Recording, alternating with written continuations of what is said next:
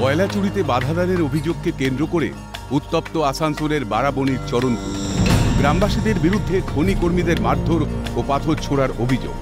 সিআইএসএফের বিরুদ্ধে লাঠি চালানোর পাল্টা অভিযোগ। কিন্তু কেন কয়লা চুরি? সূত্রের খবর, গ্রামবাসীদের একটা বড় অংশই কর্মহীন, ঠিকমতো সংসার চলে না। তার মধ্যে খনিতে বিস্ফোরণের জন্য তাদের ঘরবাড়ির হালও বেহাল। তাই চুরিকেই উপার্জনের বিকল্প রাস্তা হিসেবে বেছে নেওয়া।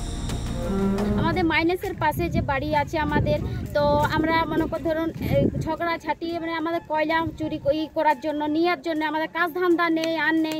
তারপরে আমাদের ঘর ব্লাস্টিংয়ে ফেটে গেছে। আচ্ছা, ছোট ছোট বাচ্চাগুলোকে নিয়ে কোথায় থাকবো, কোথায় করব? ভর দুপুরে ব্লাস্টিং করছে, না খাওয়ার ব্যাপারে তো মরবো আমরা। আমাদের কাজ ধান্দা কিছু নেই, আমাদের আমরা যদি বা কয়লা ময়লা করতে যাচ্ছি সেটাও আমাদেরকে বারণ করছে। দেখছি 70-80 জন লোক হাতে পাথর নিয়ে, আমাদের মেশিন চলছে, ডাম্পার চলছে, সব ড্রাইভার অপারেটর। যে সিআইএসএফ আমাদেরকে রেড করছে, কয়লা তুলে নিচ্ছে, বাড়ি বাড়ি রেড করছে।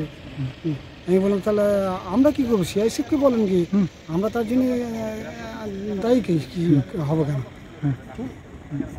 তারপরে আমাকে কলার ধরে হামলার ভয়ে এলাকা ছাড়েন আতঙ্কিত খনি কর্মীদের একটা বড় অংশ।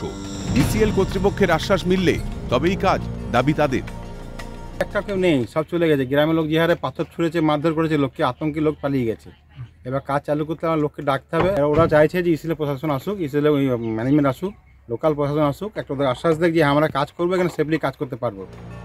খবর পেয়ে পুলিশ পৌঁছে পরিস্থিতি নিয়ন্ত্রণে আনে। ওয়াকিবহাল মহল মনে করছে গ্রামবাসীদের বক্তব্য রাজ্যের কর্মসংস্থানের বাস্তব চিত্র পরিষ্কার করে দিচ্ছে। প্রশ্ন তুলছে শিল্পায়ন ইস্যুতে সরকারি নীতি নিয়েও। 2 পয়সা উপার্জন, বেঁচে থাকার জন্য ন্যূনতম চাহিদা পূরণ করতে চুরি বেছে নিতে হচ্ছে তাদের।